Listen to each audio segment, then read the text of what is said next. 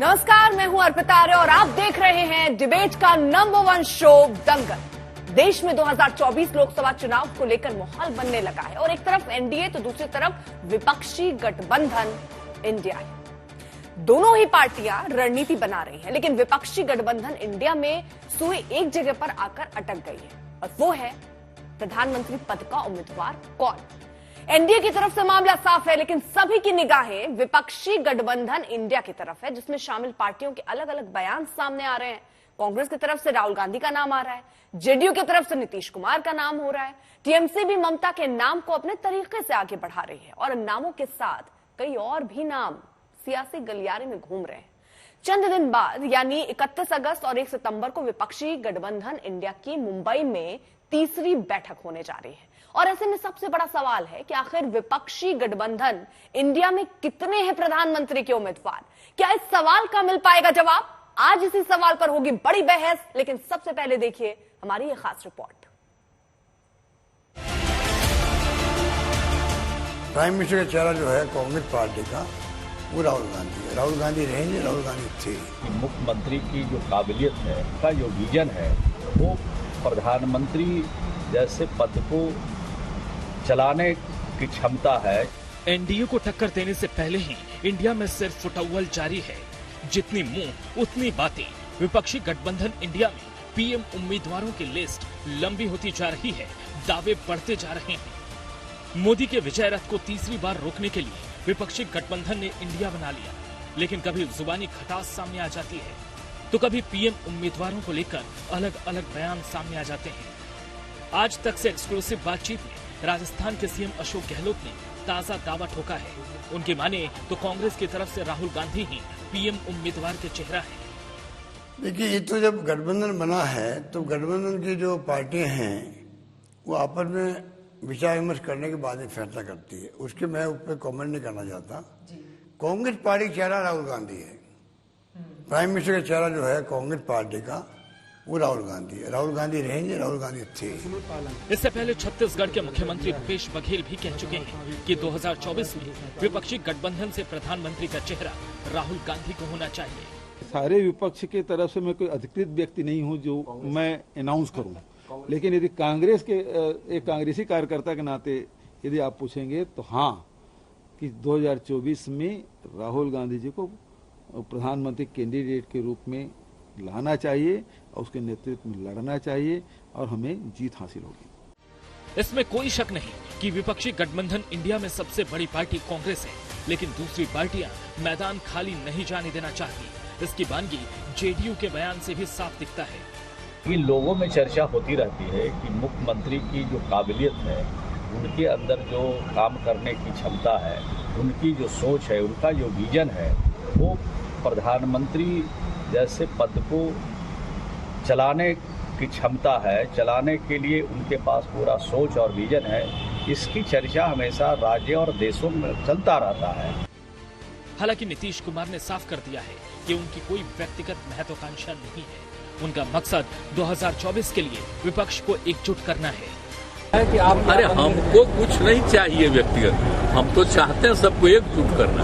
हम तो शुरू से बोल देते हैं, आप लोग कुछ बोले, वो सब कोई क्या बोलता है उसे कोई मतलब नहीं। नीतीश के इस बयान पर बीजेपी चुटकी ले रही है। नीतीश जी का सपना चकनाचूर हो गया। अब तो राहुल गांधी उम्मीदवार होंगे, ये एक प्रकार से तय हो चुका है।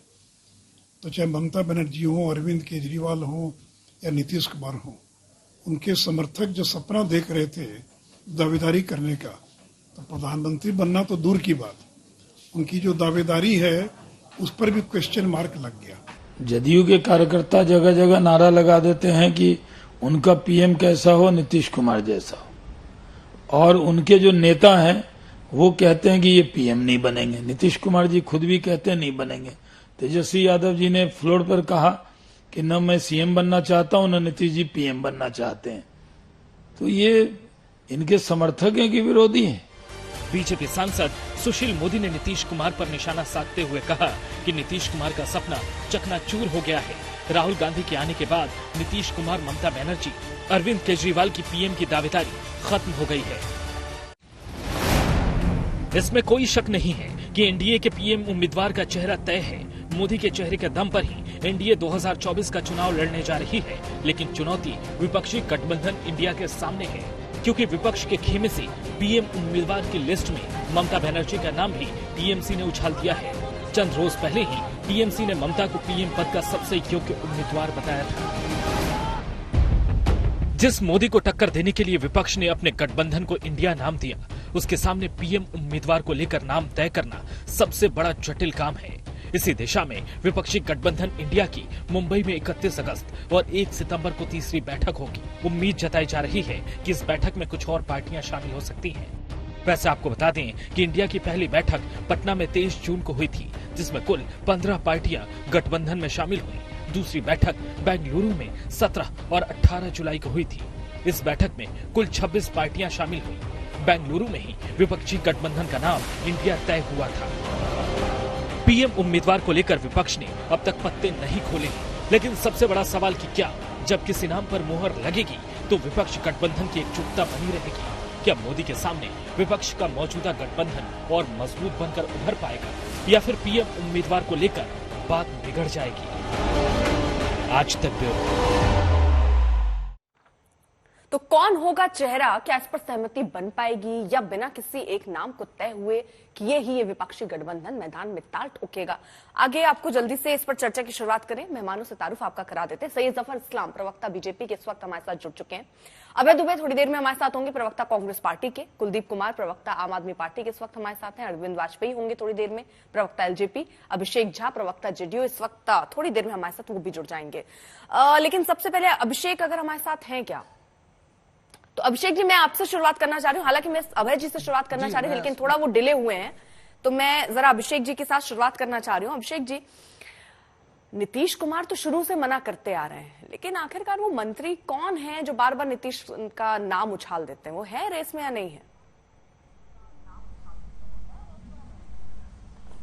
देखिए, हर पार्टी के नेताओं कार्यकर्ताओं की ये इच्छा होती है कि उनकी पार्टी के शीर्ष नेता को सबसे उच्च स्थान मिले, देश का प्रतिनिधित्व या अन्य चीजें करने का मौका मिले। तो कोई मंत्री भी अगर हमारी पार्टी के हैं तो वो पार्टी के पहले कार्यकर्ता हैं, और कार्यकर्ता के नाते आप किसी भी पार्टी से पूछेंगे स्वाभाविक तरह से आपको इस तरह के उत्तर मिलेंगे। लेकिन नीतीश कुमार जी ने कई मौकों पर साफ किया है कि नीतीश कुमार जी सूत्रधार है, उम्मीदवार नहीं है। उनकी कोई व्यक्तिगत महत्वाकांक्षा नहीं है। पहले लोग पीएम पद का उम्मीदवार चलाते थे, जब ये बातें खत्म हो गई तो कहने लग गए कि भाई कन्वेनर बनने वाले हैं, बनेंगे कि नहीं बनेंगे, इस तरह की स्क्रिप्टेड स्टोरीज चलने लगी।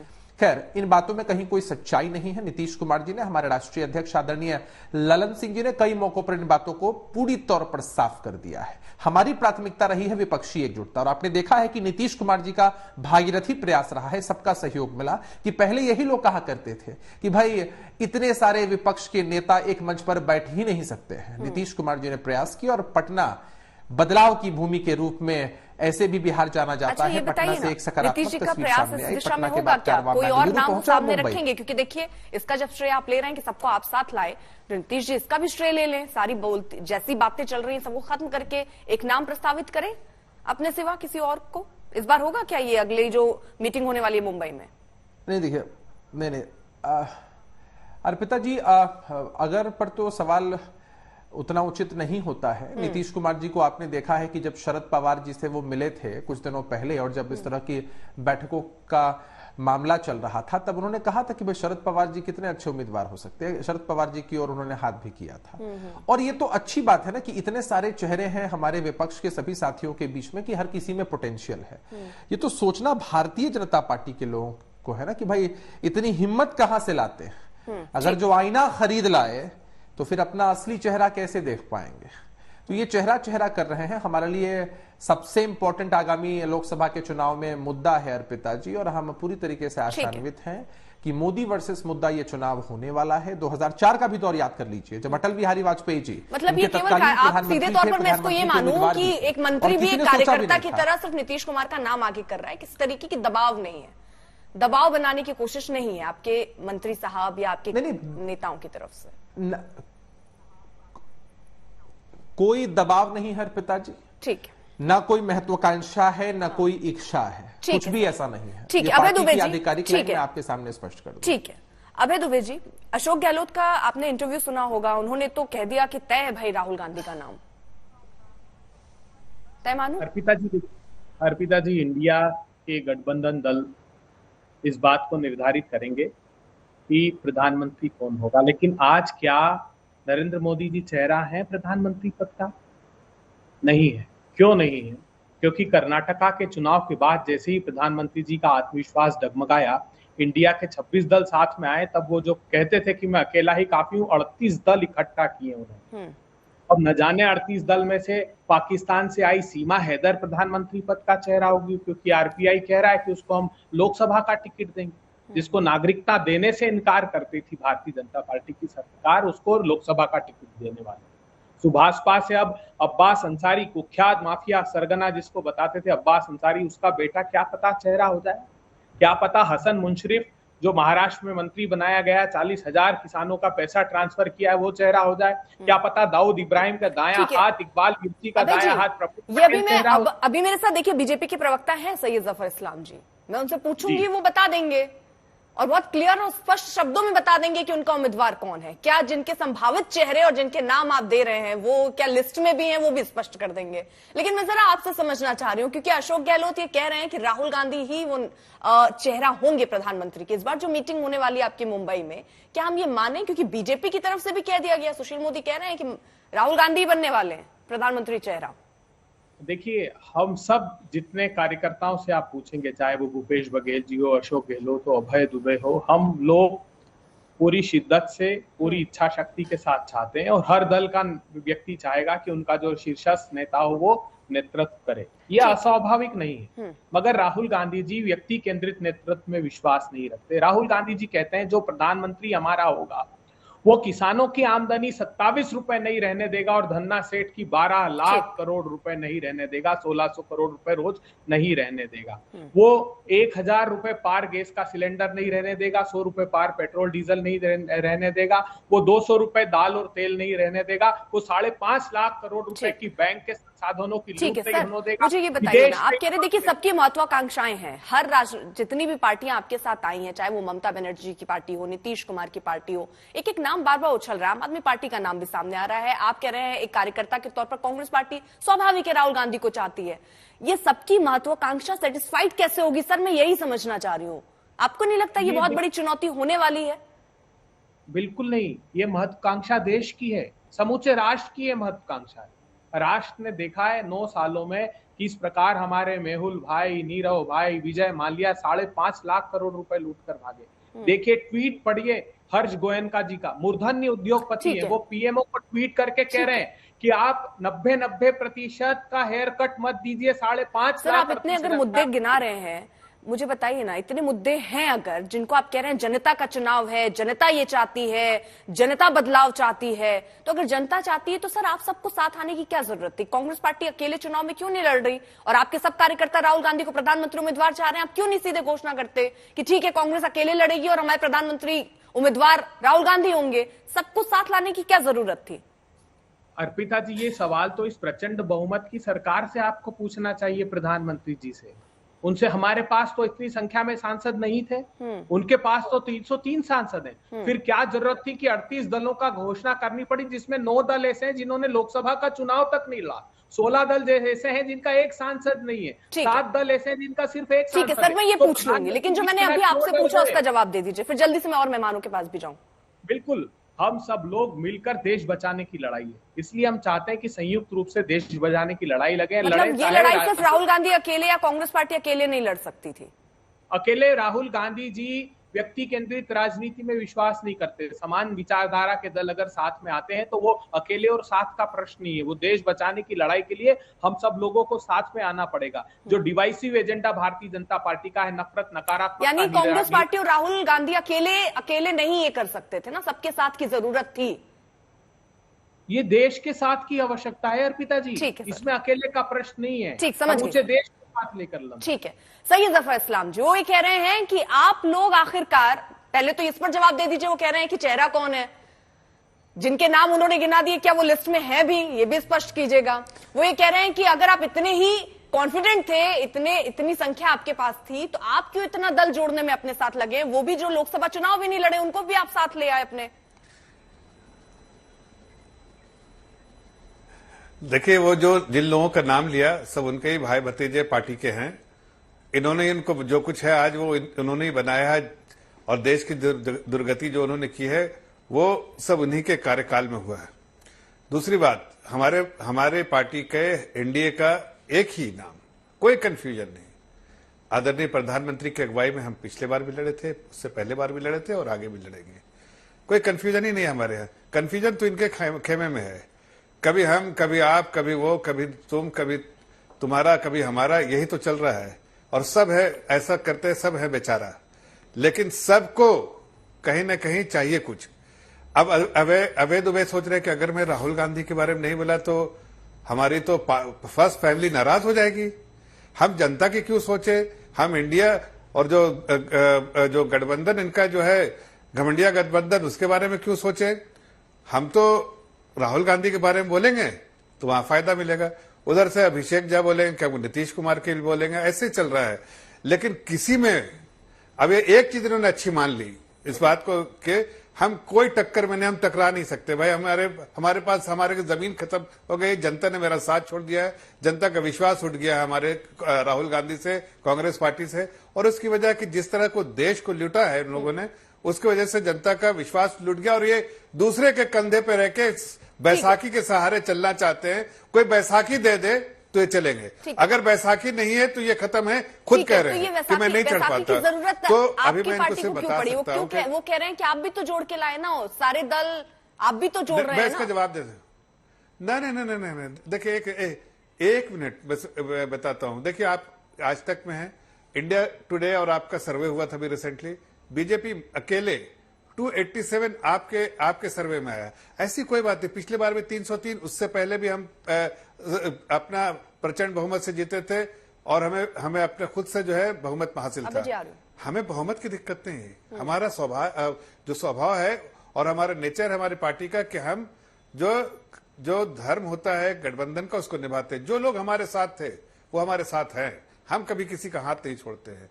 जो लोग इसलिए जो भी है, चाहे एक उनकी पार्टी एक सीट जीती हो, कोई सीट नहीं जीती हो, वो हमारे दल के साथ थे, एनडीए के पार्ट है, उनका उतना ही मान सम्मान है।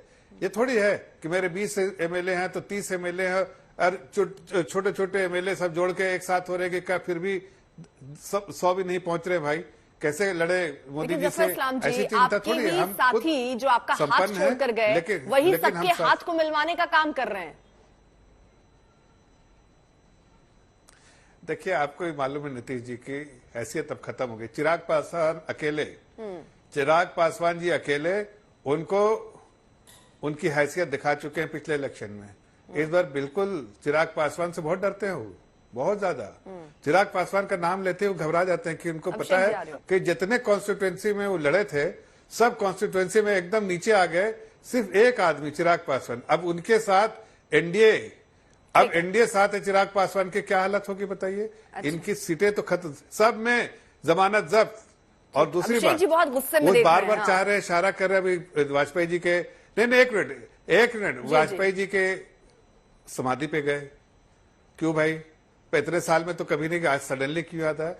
तो वो भी इसलिए आया कि शायद इंडिया में कहीं थोड़ा ठीक है सर, ठीक है, सॉफ्ट कॉर्नर हो जाए कि भाई वापस आ जाए। तो वो भी है कि दरवाजे बंद है, वो नहीं आ पाएंगे यहाँ। अनम्यूट कर साहब जी उस स्क्रिप्ट को क्यों भूल जाते हैं कि भारतीय जनता पार्टी भारतीय जनता पार्टी के विषय में बता रहे थे कि भारतीय जनता पार्टी हर एक को अपने साथ लेकर चलती है। लेकिन वास्तविक स्थिति क्या है? गठबंधन की राजनीति में लोगों ने हमेशा अपने घटक दलों की पीठ में खंजर ही भोंका है, तभी तो एक एक कर सब घटक दल इनसे अलग होते चले गए। और वो इनकी जो करामात है वो गजब की है कि ना खंजर पर दाग न दामन पर छीट, तुम कत्ल करे हो कि करामात करे हो। अरे चिराग पासवान जी के मॉडल की स्थापना आप लोगों ने की थी और अपने ही उम्मीदवार इन लोगों ने दिए थे बीते विधानसभा के चुनाव में। और चिराग पासवान जी की राजनीतिक हैसियत अगर होती तो उनके खुद के लोकसभा में तारापुर विधानसभा पर उपचुनाव हुए, वहां उनके उम्मीदवार को महज 5000 वोट आए, जमानत जब्त हो गई। तो ये लोग मुगालते में हैं कि 0 को जोड़ लेंगे तो 100 बन जाएगा। 0 के बगल में अगर 0 लगता है ना तो वो 0 ही होता है, 1 नहीं बन जाता है। तो चिराग पासवान जी के मॉडल की स्थापना भारतीय जनता पार्टी ने की, पूरे देश ने इसको देखा है और वो संस्कृति देखी है कि कैसे घटक दलों के साथ रहकर उनको कमजोर करना है, अन्य दलों में अपने एजेंटों को प्लांट करना है और कोशिश करनी है कि कैसे घटक दलों को ही कमजोर किया जाए। भारतीय जनता पार्टी एक तरफ दम भरती है ना, एक अकेला सत्ताधारी है, और क्या हुआ कि पीछे खंजर घोपेंगे और ये बता रहे हैं छींटे भी नहीं पड़ेंगे उसके। अरे काहे के खंजर, राजनीतिक पार्टी दूसरी राजनीतिक पार्टी पे खंजर घोपेगी, काहे के लिए घोपेगी खंजर? भाई हर पार्टी का अपना संविधान, अपना एजेंडा, अपनी नीतियां, अपना नेता होता है। ये तो हमारे साथ दुर्भाग्य हुआ कि हमारे परिवार में क्लेश हो गया, झगड़ा हो गया, नहीं तो किसी की हिम्मत थी। परिवार के आदमी से कौन लड़ेगा, छोड़िए उस बात को। लेकिन ये बात तय है कि नीतीश बाबू को तीसरे नंबर की पार्टी बिहार में बनाया है, तो हमने बनाया अपनी पार्टी के कैंडिडेट खड़े करके। देखिए राजनीतिक पार्टी एक दूसरे के साथ होती है, 24 सीटों के लिए मारामारी होती है, हर पार्टी चाहती है कि हमको ज्यादा मिले, लेकिन हमें दोनों गठबंधनों में काम करने का तजुर्बा है। और हम ये दावे के साथ कहते हैं कि बीजेपी ने जो गठबंधन धर्म निभाया है वो कांग्रेस नहीं निभाती है, और कांग्रेस अभी भी यही करेगी। अभी पंजाब में क्या करिए, बैठे हैं आप वाले, पंजाब में क्या करिए, एक दूसरे को गाली दे रहे हैं, दिल्ली में क्या कर रहे हैं, एक दूसरे को गाली दे रहे हैं। लेकिन इनके 282 सीटें आई थी और हमारे स्वर्गीय रामविलास पासवान जी को पूरा मान सम्मान देके मंत्री बनाया। उसके बाद 303 सीटें आई, फिर दोबारा इन्होंने मान सम्मान दिया और मंत्री बनाया। तो ये गठबंधन निभाना आसान नहीं है। जो नीतीश कुमार की तो हिस्ट्री देखी ना, कभी आया राम गया राम, इधर चले गए, वो सिर्फ स्वार्थ की राजनीति करते हैं। अब वो उनका जमाना लग गया, नीतीश बाबू खत्म मामला। नीतीश बाबू ने पिछली बार बकायदा ओपन डिक्लेरेशन की थी कि ये मेरा आखिरी चुनाव है, और बुरा मत मानना, नीतीश बाबू के राज्य में बिहार कहाँ पहुंच गया है। अभी भी पिछड़े राज्य का दर्जे की डिमांड कर रहे हैं, अभी भी बीमारी राज्य कह रहे हैं, अभी भी 3 हत्याएं रोज होती है, अभी भी जंगल पार्ट 2 चल रहा है। ये जंगल पार्ट चर्चा में कुलदीप कुमार को भी ले आऊं। कुलदीप कुमार जी, ये तो सच्चाई है, एक तो दिक्कत यही हो जा रही है कि राज्य चुनाव में शत्रुवत और लोकसभा चुनाव में मित्रवत, ये व्यवहार कैसे चल पाएगा? देखिए अर्पिता जी, इस देश की जनता को भली भांति पता है कि राज्य के अपने चुनाव होते हैं, निकाय के अपने चुनाव होते हैं, अपने मुद्दे होते हैं, और लोकसभा के आम चुनाव एक अलग चुनाव होते हैं, उस पर अलग तरह की चीजें काम करती हैं। तो मैं ये कहना चाहता हूं कि यहाँ जो भी अभी चर्चा हो रही है, भाजपा के मित्र भी बैठे हैं, हमारे एलजेपी के साथी भी बैठे हैं, मैं सबको बताना चाहता हूं कि आज देश के यशस्वी प्रधानमंत्री जिनको कहते हैं नरेंद्र मोदी जी की जमीन जो है वो हिल चुकी है। आज उनका जनाधार लगातार घटता जा रहा है, चाहे वो कर्नाटक की बात हो, चाहे वो हिमाचल की बात हो, चाहे वो दिल्ली के निगम के चुनावों की बात हो, देश भर में उनका जनाधार लगातार घटता जा रहा है। क्यों? क्योंकि उन्होंने केवल जनता से 9 साल में झूठे वादे किए हैं, देश में नफरत की राजनीति करने का काम किया है, देश को नफरत की आग में झोंकने का काम किया है, उन्होंने नफरत की आग में देश को झोंकने। मेरी बात पूरी हो जाए पहले एक बार। समझ गई, मैं बीजेपी के लिए समझ गई सर, मैं बहुत देर सुन रहा हूं सब लोगों को, आपने बहुत देर बाद मुझे मौका दिया है ना। तो देखिए, तो मैं वही बता रहा हूं, तो उन्होंने नफरत की आग में देश जो वो किया है, और आज देश बदलाव चाहता है, और इंडिया जो गठबंधन है वो देश की उम्मीदों का गठबंधन है, वो गठबंधन है जो इस देश से महंगाई की समस्या को दूर करेगा, जो बेरोजगारी को दूर करेगा, जो किसानों का एमएसपी देने का काम करेगा, जो जवानों की किसानों की लड़ाई लड़ने का। फिर से पार्टी मजबूत बन रही है, मानते हैं आप ये? देखिए मैं एक बात कहता हूं, ये आप लोग अपना एनालिसिस करिए ना, कौन मजबूत हो रहा है। हम तो कह रहे हैं इंडिया मजबूत हो रहा है, अभी आप एनालाइज कर रहे थे ना, आपने बीजेपी के लिए एनालाइज करके बता दिया, मुझे लगा इसमें बहुत माहिर हैं आप, इसलिए मैंने कांग्रेस को लेकर पूछ लिया। फिर उधर भी छोड़ दीजिए फिर। अरे उनको इंडिया से बड़ी चिड़ हो रही है, 38 दल के साथ गठबंधन चला रहे हैं, अली बाबा के 40 चोर आजा बेटा मेरी और मोदी जी उसके पैर पकड़ने जा रहे हैं। इसके बाद 2 सीटें ली लोकसभा के अंदर, एक सीट अब आप कांग्रेस पार्टी को कमजोर कह सकते हैं ना मजबूत कह सकते हैं। आज मुसीबत में है सर, समझ रही हूँ मैं। चलिए दूसरा सवाल। अरे मैं तो कह रहा हूँ मजबूत है, मजबूत है सर अर्पिता जी। इंडिया दिल्ली में कांग्रेस पार्टी ज्यादा मजबूत है, और अभी 24 साल के आते और मजबूत हो जाएगा। पंजाब में भी वो मजबूत होगी सर, कांग्रेस पार्टी मजबूत हो रही है ना फिर। अरे ये आप छोड़िए ना, इसकी टेंशन आप मत लीजिए, कौन चुनाव जीतेगा वो हम कर लेंगे। मैं तो सवाल पूछ रही हूं, टेंशन क्यों लूंगी हम लोग। ठीक है, देखिए ये लड़ाई आप ये सोचिए कि जो भी कैंडिडेट हो, जो भी पार्टी हो, वो देश के स्वास्थ्य। एक सवाल मुझे एक सवाल का जवाब दीजिए कुलदीप जी। अच्छा चलिए दूसरा सवाल, शायद ये थोड़ा आसान हो सर। मेरा दूसरा सवाल ये है कि अगर मान लीजिए ये आपका गठबंधन जीत जाता है और ये केंद्र में आप लोग सत्ता में आ जाते हैं, उसके बाद राज्यों के चुनाव में आप लोगों की ऐसे ही चलेगी, पंजाब में या फिर दिल्ली में।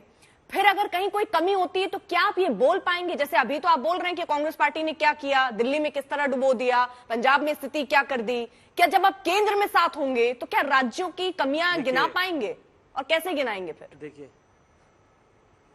देखिए आपने वही बात की है जो जनता चाहती है। जनता भी ये चाहती है कि इंडिया गठबंधन जीते और इंडिया गठबंधन जीत रहा है। ये बात आपने भी अभी सुनिश्चित कर दी अपने उससे। लेकिन मैं कह दूं, ये जो बातें आप कह रहे राज्य में लड़ेंगे नहीं लड़ेंगे, ये सब बात की बातें हैं। अभी तो देश का आम चुनाव है। अभी सबका एक ही मत है कि देश को बेरोजगारी से बाहर निकालना है, देश को नफरत की राजनीति से बाहर निकालना है, इंडिया गठबंधन देश को महंगाई से बाहर निकालना है। भाई आज युवा भटक रहा है, किसान भटक रहा है, सब लोग परेशान है। आप बताइए, संघ ने भारत कुश्ती संघ को बैन कर दिया। ये कहां, ये कैसे सोच रहे हैं आप कि देश का मेन मुद्दा क्या है? दल सर ऐसा होता है ना सर, दल हर जगह साथ होते हैं, राज्य में भी केंद्र में भी। ये आम आदमी पार्टी और कांग्रेस समझ नहीं आ रही। आप ऐसे तो साथ हैं केंद्र के लिए, लेकिन राज्य में एक दूसरे के अगेंस्ट लड़ रहे हैं। ये कैसे हो पाएगा सर? अरे देखिए, ये आप बस सोचिए, इस पे आप ये हम करेंगे, ये हमें पता है कैसे हो पाएगा, ये हम कर लेंगे, ये आप छोड़ दिया। आप ये देखिए कि विश्व कुश्ती संघ ने भारत कुश्ती संघ को बाहर कर दिया क्योंकि ब्रजभूषण सिंह की पार्टी बचा रही थी। देश के प्रधानमंत्री ने एक सांसद को बचाने के लिए उसमें रेप के आरोप थे, भारत कुश्ती संघ को उससे बाहर कर दिया, देश को उससे बाहर करवा दिया। चलते मणिपुर में प्रधानमंत्री नहीं बोले। भाई आज मुद्दा इस देश का ये है, इस देश का मुद्दा महंगाई है, बेरोजगारी है, उस पर बात होनी चाहिए। आप चलिए अभय जी। अर्पिता जी, राज्यों के स्तर जी, हम एक दूसरे के, अर्पिता जी मैं अपनी बात खत्म कर लूं पहले। राज्यों के स्तर पर हम एक दूसरे के सामने लड़ते हैं, वो लड़ते रहेंगे। देश बचाने की लड़ाई है। हम सब लोग मजबूत होंगे तो मजबूती से लड़ पाएंगे। लेकिन एक विश्वास दिलाता हूं। नहीं सर, ये कैसे होगा? मैं ये विश्वास पहले इस पे दिलवाइए, मुझे नहीं समझा। मुझे केंद्र में आप साथ हैं, राज्यों में एक दूसरे के अगेंस्ट लड़ेंगे। मैं आपको एक छोटे से उदाहरण से समझाता हूँ। छोटे से उदाहरण। ठीक है। आपने अमित शाह साहब और प्रधानमंत्री जी का भाषण सुना होगा। आपने इतना गंभीर आरोप लगाया था कि प्रधानमंत्री जी की हत्या करने के लिए पीएफआई के आतंकी काम कर रहे हैं, उनकी गिरफ्तारियां हुई, प्रतिबंध लगा दिया। जानती हैं क्या किया प्रधानमंत्री जी और अमित शाह साहब ने? कर्नाटक में पीएफआई का राजनीतिक संगठन एसडीपीआई अभी कर्नाटका की हार की डर से उनको समर्थन दे दिया लोकल बॉडी में। इससे बड़ा कुठाराघात, विश्वासघात हो सकता है देश के साथ? सैफुल्लाह फारूक आतंकवादी को टिकट दिया, तारिक अहमद मीर आतंकवादी को टिकट दिया, तालिब हुसैन जो पाकिस्तान से हथियार सप्लाई करता था अमित शाह का मन साझा करता है। तो ये परहेज नहीं करते आतंकवादियों का साथ लेने में भी। हम लोग ऐसा नहीं करेंगे कि बाप बेटी की सरकार है, कश्मीर में जाकर आरोप लगाया और पीडीपी के साथ गठबंधन कर दिया। नेशनली करप्ट पार्टी एनसीपी, और रात के अंधियार में बुलाकर अजीत पवार को फडणवीस साहब कहे कि आओ चुपचाप अपन शपथ ले लेते हैं। परिवारवादी पार्टी शिवसेना को बताए, अकाली दल को बताए और सत्ता की भूख मिटा ले। ऐसा हम लोग नहीं करेंगे। राज्य में अलग है तो राज्य में आमने सामने लड़ेंगे, लेकिन देश बचाने की लड़ाई सब लोग एक साथ लड़ेंगे। ठीक सर। जफर इस्लाम जी। हाँ। अर्पिता जी ये झूठ फैलाने का काम कर रहे हैं। हमारा कोई ना उसका गठबंधन, ना कोई सपोर्ट। जो ये बार बार एसडीपीआई का है, इन लोगों ने, प्रवक्ताओं ने झूठ बोलने की इन लोगों ने ट्रेनिंग ली है। मैं साफ खारिज करता हूं कि ये मनगढ़ंत कहानी, ये जाके झूठ फैलाने का काम कर रहे हैं। इन पे जो है कार्रवाई, लीगल कार्रवाई की जाएगी। दूसरी बात, मैं एक और बात कहना चाहता हूं आपसे कि सूर्य बीच में मत बोलिए, मैं आपके बीच में नहीं बोल रहा था, अपने आप समय में बोलिएगा। दूसरी बात मैं कहना चाह रहा था कि अरे बीच में मत बोलिए। अरे अभी आपको लीगल कार्रवाई होगा तब समझ में आएगा। दूसरी बात में अर्पिता जी मैं आपको ये बोलना चाह रहा हूँ कि ये आज अनाउंसमेंट देखिए, आज मध्य प्रदेश के यहाँ रिप्रेजेंटेटिव है कांग्रेस के, यहाँ पर बिहार से जो है वो जो नीतीश कुमार की पार्टी के हैं, और यहाँ आप जो है वो दिल्ली के हैं, आपकी पार्टी के दिल्ली के रिप्रेजेंटेटिव है। आप देखिए, आपने अनाउंसमेंट किया है कि वो दिल्ली में तो लड़ती है, कांग्रेस के खिलाफ लड़ेगी, बिहार में वो नीतीश कुमार के खिलाफ लड़ेगी, और मध्य प्रदेश में वो नीतीश कुमार कांग्रेस के खिलाफ लड़ेगी। ये सारे लोग आपस में ही लड़ रहे हैं। और ये देश को क्या, ये सब इसलिए कि सबको सत्ता की भूख है। इनको दिखाना है कि मेरे वोट परसेंट बढ़ सकते हैं। आपको कांग्रेस को देखा कि मैं फिर से ताकत मेरी हो रही है। कहीं ना कहीं जेडीयू समझता है कि मैं इनके कंधे पर पड़ के कहीं और हम ताकतवर दिखेंगे, इसलिए कि इनको तो कहीं ना कहीं चिराग पासवान जमीन में ढकेल दिया है। ऐसे में ये आपस में ही लड़ते रहेंगे। जनता समझ चुकी है कि इनको सत्ता की लालच है और सत्ता की लालच में एक दूसरे को इनका जो एनडीए के खिलाफ एक गठबंधन, जो घमंडिया गठबंधन साथ आ रही है, हमें कोई चिंता नहीं, ये साथ है, ये साथ ही लड़ेंगे, आपके सामने लड़ेंगे। और आज जो बोल रहे हैं, आप देखिए इलेक्शन आते आते था कि बॉम्बे में ही अभी जो इनकी जो मुंबई में जो मीटिंग हो रही है, उसी में आप देखिएगा कि लड़ाई झगड़ा उसी में हो जाएगा। पवार साहब आएंगे कि नहीं मालूम नहीं, सबको डर लग रहा है पवार साहब आएंगे कि नहीं। उधर वो लग रहा है कि इनके ही कांग्रेस पार्टी के जो है एक बड़े नेता जो पहले मुख्यमंत्री रहे वो आएंगे कि नहीं। वो अपने चक्कर में है कि कहीं और कहीं मिल जाए मौका।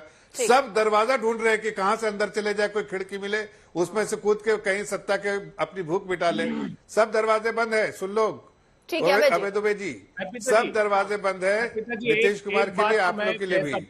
जनता के दरवाजे सिर्फ खुले हैं, जनता के चिंता के दरवाजे खुले हैं, जनता के लिए काम होगा, जनता की समस्याएं दूर करने के लिए। ठीक है अभय जी। हाँ अर्पिता जी, देखिए हमारे अरविंद वाजपेयी जी के लिए एक बात तो कह सकता हूँ, इनके कार्यालय पर डॉपलर रेडार लगा है। ये डॉपलर रेडार मौसम वैज्ञानिक का काम करता है। ये इसीलिए इतना ज्यादा एडवर्स हमारे खिलाफ नहीं बोलते। इनको पता है 24 के बाद इन लोगों को साथ में आना है। हमको हमारी सिंपैथी इसलिए है कि मैं बहुत मान्यता है मेरी, मैं बहुत आदर करता था रामविलास पासवान। हृदय से दुख हुआ मुझे जब उनका सामान बाहर फेंक दिया ना, मैं बहुत पीड़ा हुई, सच मानिए। मैं वो मैडम का भी बहुत आदर करते थे, सोनिया जी का, और मैं व्यक्तिगत रूप से भी आदर करता हूँ। बात रही महाराष्ट्र की, अभी कह रहे थे ना साहब, तो जो आपने खरीद फरोख्त की सरकार बनाई ईडी के माध्यम से महाराष्ट्र की, उसके बाद के परिणाम बता रहा हूँ। कस्बा पेट का चुनाव हम 25 साल के बाद जीते हैं। वहां 5 एमएलसी में से 4 एमएलसी के चुनाव आप हारे हैं। नागपुर में लगातार 3 साल से हार रहे हैं। उसके पहले कोल्हापुर का उपचुनाव हम जीते हैं। राजस्थान, छत्तीसगढ़ के उपचुनाव 25 और 21 हजार वोट से जीते हैं हम। तो ये कर्नाटक प्रतिबिंबित होगा देश में। 2024 में सफाया हो जाएगा, आपके 40 सीटें भी नहीं आएंगी। इस शो को याद रखिएगा, ये अरविंद वाजपेयी जी 24 के बाद हमारे साथ होंगे। मैं आज लिख करके दे रहा हूं आपको। ये जो भाई भतीजे अलग अलग हो गए ना लड़के, वो भी सब एक साथ आ जाएंगे। आज गारंटी लीजिए, क्योंकि 2004 के चुनाव के बाद भी 335 सीटों का दल हमारा बना था। सपा बसपा ने समर्थन नहीं दिया था, लेकिन चुनाव के बाद वो भी साथ में आ गए थे। लेफ्ट के अरे भाई सुनिए, इनको लगता है मैंडेट दिया है, नीतीश कुमार जी ने मैंडेट दिया क्या? लेकिन चुनाव के बाद 335 सीटों का दल हो गया, लड़खड़ाते हुए नहीं, ऐसा लग रहा है अर्पिता जी, ऐसा लग रहा है आपका जमीन में फंस नीतीश कुमार। आप याद रखिएगा इसको। नहीं, नीतीश कुमार ने मैंडेट दिया आपको क्या? सर मुझे ये बता दीजिए, ये 31 अगस्त 1 सितंबर को, क्योंकि नहीं सुनिए एक मिनट, नहीं नीतीश कुमार ने सुपारी दी आपके थ्रू क्या? नीतीश कुमार ने आपके थ्रू सुपारी दी क्या? ये बता, नीतीश कुमार जी ने दी होगी कि भाई देखो मैं इसके बिना तो इनके सामने तो लड़ नहीं सकता, और अब एनडीए है, बीजेपी साथ है, तो मैं खत्म हो जाऊंगा, इसलिए कांग्रेस वाले कुछ करो, ऐसा सुपारी दिया क्या? ऐसे आपको जवाब अभी अरविंद जी जवाब देंगे आपको, अभी वाजपेयी जी जवाब देंगे। मेरा सवाल मुंबई को लेकर भी जो बैठक हो रही है, ठीक है अरविंद जी आप मुस्कुरा रहे हैं, वो तो गारंटी ले रहे हैं कि 24 के बाद आप साथ हो जाएंगे उनके। अरे ये हमको मौसम वैज्ञानिक भी कह रहे हैं ना, तो इनको इतनी समझ होनी चाहिए कि इनको कहां से गलतफहमी होगी कि 2024 में आ जाएंगे। एक बात सुनिए, हम लोग पार्टियां दल नहीं बदलते इस तरीके से। वाजपेयी जी ने जब एनडीए बनाया था तब उनके साथ थे, और मोदी जी जब 2014 से आए तब से उनके साथ हैं, और देश के लिए साथ होते हैं, नीतियों के लिए साथ होते हैं। ये नीतीश बाबू के साथ हम कभी नहीं रहे, बिकॉज हमें मालूम है कि नीतीश बाबू ने कुछ किया नहीं है। लालू जी के साथ कभी नहीं रहे, क्योंकि बिहार का भट्टा इन्होंने बिठाया। और ये हमको ना सिखाएं अबे जी, आपको नहीं मालूम, कांग्रेस वालों को गठबंधन धर्म निभाना आता नहीं है। क्यों हमारा मुंह खुलवा रहे हो? हमको रामविलास पासवान जी को 1.5 महीने तक आपकी सोनिया गांधी और राजकुमार साहब ने मिलने का टाइम नहीं दिया था। आप तो हवा में आ जाते हो ना, जैसे आपको जनसत्ता मिले, और भ्रष्टाचार सीमा अपर सीमा बना रखी थी आपने। और हमारे पासवान जी के बारे में जरा से भी गड़बड़ करना, उनका 50 साल का राजनीतिक कैरियर जो रहा है ना, बिल्कुल बेदाग, पाक साफ, ऐसे नेता नहीं मिलेंगे आपको। नीतियां हमारी हैं, देश के लिए हैं। हाँ हम जानते हैं और वो नेता क्या जो बचाने ना वक्त की धार। अरविंद वाजपेयी जी, कोई दरवाजा खिड़की खुली तो नहीं है? इसीलिए मोदी जी ने 2047 तक का रोड मैप दिया है। रीजन है उनका। बात बताइए, कोई दरवाजा खिड़की खुली तो नहीं है? वो कह रहे हैं कोई दरवाजा खिड़की ऐसे खुली तो नहीं है 2024 के बाद जहां से कूद जाएं आप लोग भी।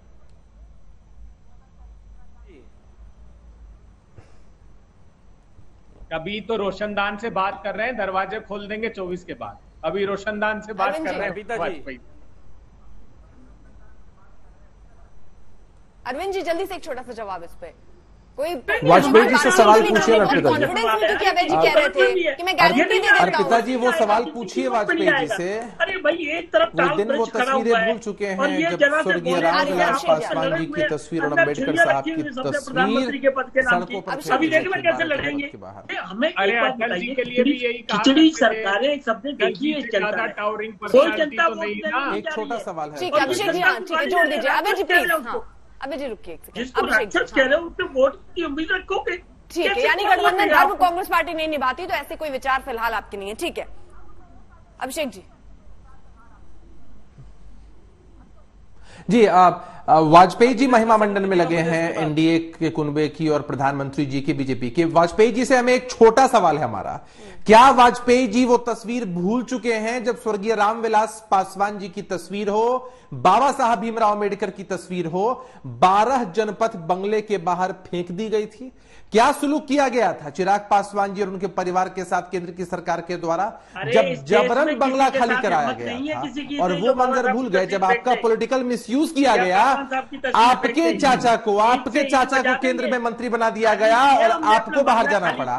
क्या बात है बताइए ना वाजपेयी जी, आप हनुमान हैं?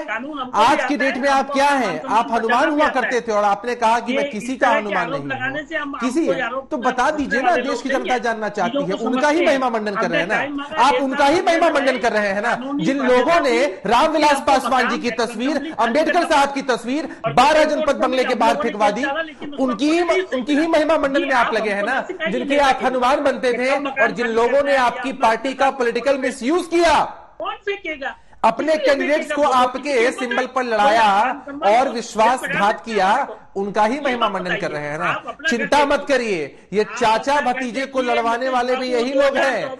आने वाले समय में आपका जो बुरा हासिल होगा ना, उसके भी कारण यही लोग होंगे। लेकिन ताज्जुब है वाजपेयी साहब कि जो लोग आपकी बर्बादी के कारण बनेंगे, ऐसी क्या मजबूरी है कि उनके ही महिमा मंडन में आप लगे। ठीक है, जरा मैं एक चीज कुलदीप जी आप जरा बताइए, क्योंकि अभी 31 अगस्त 1 सितंबर मुंबई में तीसरी बैठक होनी है। इस तीसरी बैठक में होना क्या है? क्या नाम का ऐलान होगा? कौन होगा पीएम कैंडिडेट? देखिए, ये तो जो गठबंधन के लोग हैं, बड़े नेता हैं हमारे और दूसरी पार्टियों के, वो लोग तय करेंगे। और ये तो ना मैं तय कर पाऊंगा ना यहाँ बैठ के आप तय कर पाएंगे। ये तो जब मीटिंग होगी उसके बाद तय होगा कि उसमें क्या क्या आगे की रणनीति तय हुई है। लेकिन मुझे पता है कि बीजेपी वालों को बहुत उत्सुकता है। जब इंडिया का नाम आया था तो बीजेपी वाले बेचारे बड़े बौखला गए थे, पता नहीं प्रधानमंत्री ने तुलना उनकी कहां से कर दी थी। लेकिन इनको समझ में आ गया कि अगर इंडिया का विरोध करेंगे तो लोग इनको सबक सिखा देंगे और लोग इनको सबक सिखाने वाले हैं। लेकिन मैं दूसरी तरफ एक बात कहना चाहता हूं कि आज जफर इस्लाम जी हो या इनके प्रवक्ता कोई भी हो, वो टीवी पे आके ये क्यों नहीं बताते कि इन्होंने 9 साल में देश के लिए क्या किया है, 9 साल के अंदर इन्होंने क्या काम किए, क्या योजनाएं बनाई हैं। वो प्रधानमंत्री जी ने 9 IIT 9 एम्स बताए थे, उनकी जगह ही बताते हैं कम से कम कहां पे बनाए थे। ना तो ये उनकी जगह बता पाते हैं, ना कुछ बता पाते हैं, ना इन्होंने 9 साल में क्या किया। भाई किसानों के लिए क्या काम किया, युवाओं के लिए काम किया, रोजगार में क्या काम किया, कोई काम किया हो तो बताओ। कोई काम इन्होंने किया नहीं अर्पिता जी। 9 साल के अंदर ये सरकार पूरी तरह से फेल रही है। केवल इनने क्या किया, भ्रष्टाचार को बढ़ावा दिया है। और ये बात करते दलों की, 38 दलों का गठबंधन है आज। अली बाबा के 40 चोर आजा बेटा मेरी दो और वाला, और 38 के 38 दल के पास आज प्रधानमंत्री जी इसलिए घबराए हुए हैं क्योंकि उनको पता है कि इंडिया गठबंधन इस देश का मजबूत गठबंधन है और ये इस बात को जानते हैं। लेकिन आज जैसे मणिपुर की बात हो, चाहे नूह की बात हो, देश को दंगों की आग में झोंका जा रहा है, देश को नफरत की आग में झोंका जा रहा है। ये देश से छुटकारा चाहते हैं। आप जब 26 लोगों के साथ जुड़ जाते हैं तो वो आप इसलिए क्योंकि देश को बचाना चाहते हैं, और वो अगर ये कर रहे हैं तो अली बाबा 40 चोर। हमने कब कहा जुड़ना गलत बात है? हमने तो नहीं तो कहा। आप कह रहे हैं कि अली बाबा 40 चोर, हमने तो कहा भैया वो अगर अपने दल को अपने कुनबे को मजबूत कर रहे हैं तो वो गलत कर रहे हैं। हमने आप कर रहे हैं तो आप देश बचाने के लिए कर रहे हैं। कैसे? अर्पिता जी हमने बिल्कुल मना नहीं किया। हमने बिल्कुल मना नहीं किया। और मैं तो ये भी कहता हूं हर बार कि इस देश का प्रधानमंत्री जो भी व्यक्ति बनेगा, बार बार पूछते कौन बनेगा, जो भी बनेगा भाई वो पढ़ा लिखा व्यक्ति होगा, कोई ईमानदार व्यक्ति होगा, जो शिक्षा की बात करे, स्वास्थ्य की बात करे, देश को आगे लेके जाने की बात करे। एक्सेप्ट करेंगे, ममता बनर्जी को एक्सेप्ट करेंगे? कौन सा नाम आप कौन सा नाम सुझाएंगे? जो भी इंडिया गठबंधन तय करेगा वो सबको मान्य होगा। भाई वो सबको मान्य होगा।